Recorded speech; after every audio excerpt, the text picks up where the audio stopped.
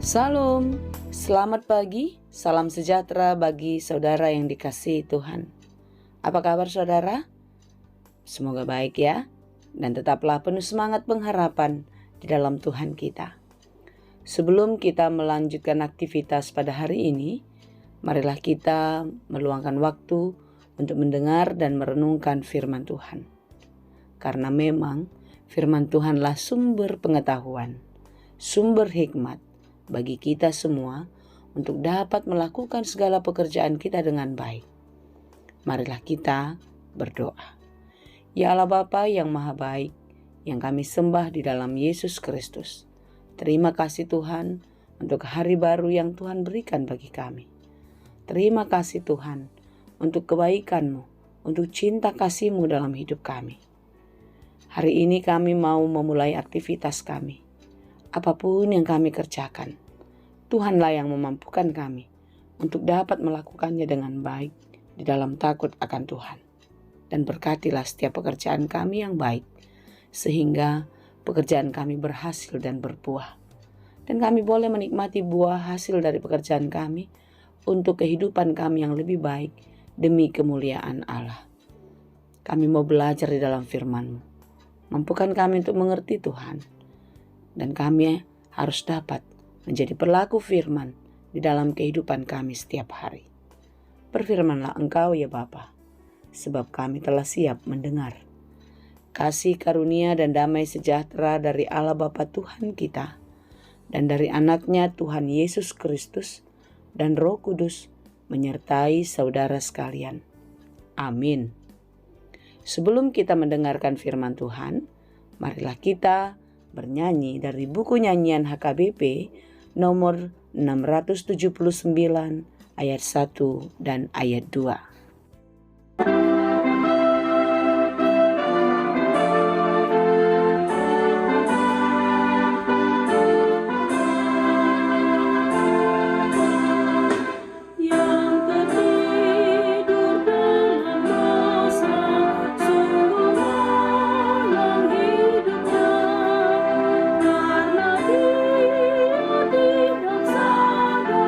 Diperbudak hasrat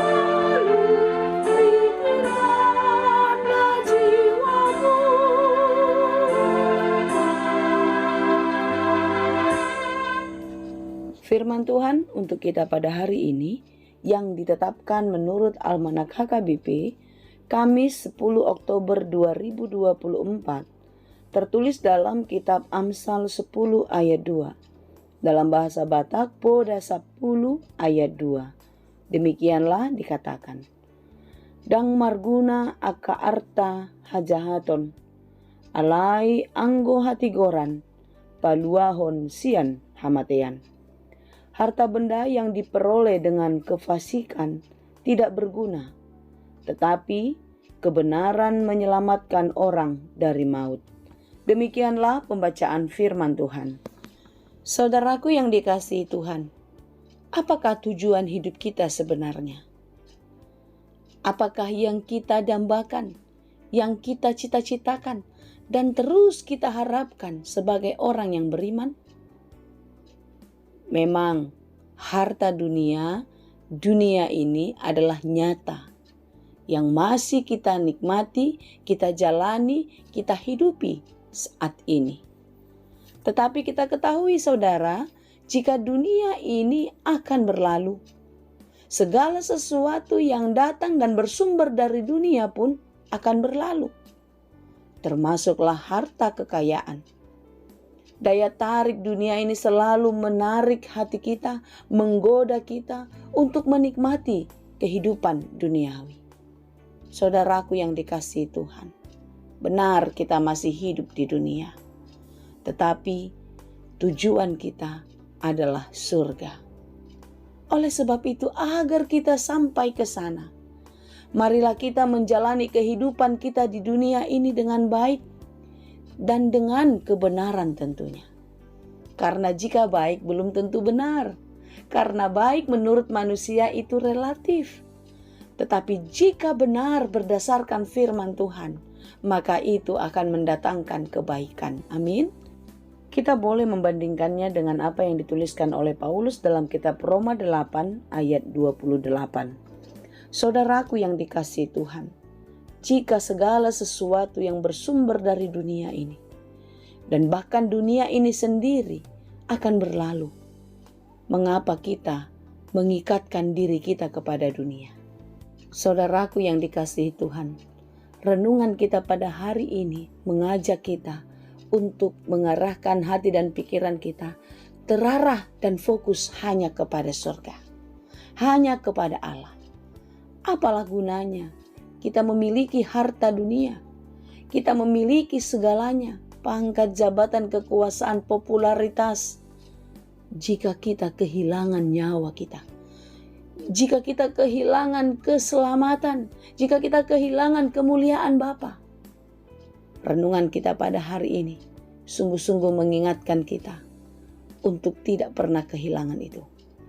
Firman Allah adalah harta yang kekal, harta yang mulia, yang mendatangkan sukacita bagi kita. Oleh sebab itu saudara-saudara yang dikasihi Tuhan, marilah kita hidup berdasarkan kebenaran firman Tuhan. Karena hanya di dalam firman Tuhanlah kita beroleh keselamatan.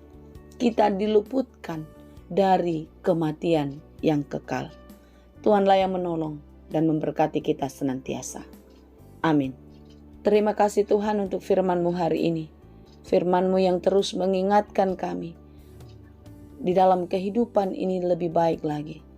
Bapa, mampukanlah kami untuk melakukan firman-Mu sesuai dengan kehendak-Mu. Dan biarlah hati dan pikiran kami, hidup kami hanya terarah di dalam Tuhan. Sehingga apapun yang menjadi kenikmatan dunia ini tidak boleh memikat hati kami. Engkaulah dambaan hati kami. Engkaulah Bapa yang kami cinta Tuhan. Setiap hari kami merindukan-Mu. Setiap hari kami memerlukan-Mu. Karena itu Tuhan, Engkaulah yang menyertai kehidupan kami. Dalam segala pekerjaan kami, tolonglah kami. Mampukan kami untuk tetap kuat dan tetap percaya hanya kepada-Mu saja. Terima kasih Bapa. Kami puji sembah Engkau di dalam Yesus kami berdoa.